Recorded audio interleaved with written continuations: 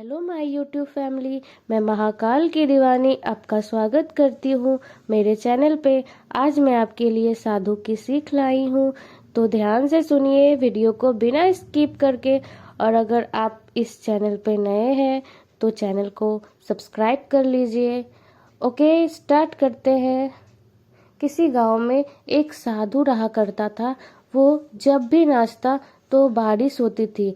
अतः गांव के लोगों को जब भी बारिश की जरूरत होती थी तो वे लोग साधु के पास जाते और उनसे अनुरोध करते कि वे नाचे। और जब वो नाचने लगता तो बारिश जरूर होती। कुछ दिनों बाद 4 लड़के शहर से गांव में घूमने आए। जब उन्हें यह बात मालूम हुई कि किसी साधु के नाचने से बारिश होती है तो उन्हें यकीन नहीं हुआ। शहरी पढ़ाई लिखाई के घमंड में उन्होंने गांव वालों को चुनौती दे दी कि हम भी नाचेंगे तो बारिश होगी, और अगर हमारे नाचने से नहीं हुई तो उस साधु के नाचने से भी नहीं होगी। फिर क्या था, अगले दिन सुबह सुबह ही गांव वाले उन लड़कों को लेकर साधु की कुटिया पर पहुंचे। साधु को सारी बात बताई गई। फिर लड़कों ने नाचना शुरू किया। आधे घंटे बीते और पहला लड़का थक कर बैठ गया, पर बादल नहीं दिखे। कुछ देर में दूसरे ने भी यही किया और 1 घंटा बीतते बीतते बाकी दोनों लड़के भी थक कर बैठ गए, पर बारिश नहीं हुई। अब साधु की बारी थी। उसने नाचना शुरू किया। 1 घंटा बीता, बारिश नहीं हुई। साधु नाचता रहा। 2 घंटा बीता, बारिश नहीं हुई। पर साधु तो रुकने का नाम ही नहीं ले रहा था।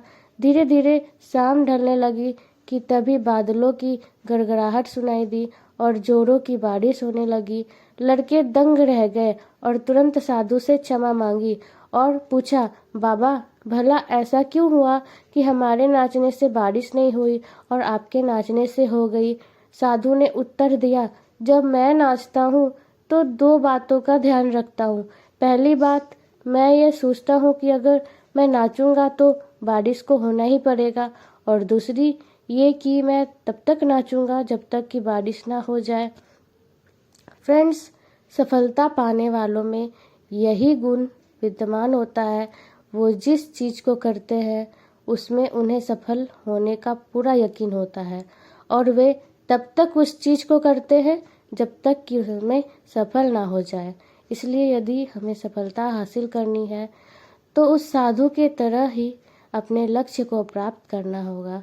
ओके गाइस, अगर स्टोरी पसंद आए तो इसे सब्सक्राइब कीजिए, लाइक कीजिए, कमेंट कीजिए और शेयर कीजिए।